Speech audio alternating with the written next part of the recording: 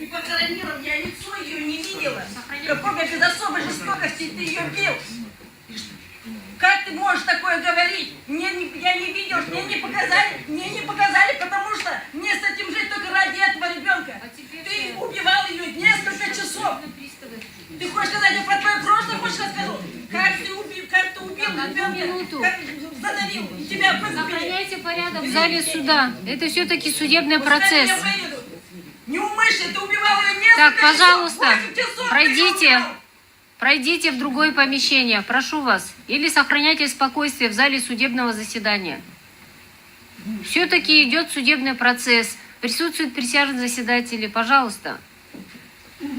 Я еще раз говорю, я понимаю все эти чувства. Вы можете меня ненавидеть, можете меня проклинать. Но я еще раз говорю, что перед Всевышним я готов ответить и перед вами, и перед всеми. Я умышленного убийства. Вот в этом я не признаюсь. У меня не было смысла, задумки, умысла совершать такой бессмысленный акт. Я любил салтанат. Можно по факту, пожалуйста?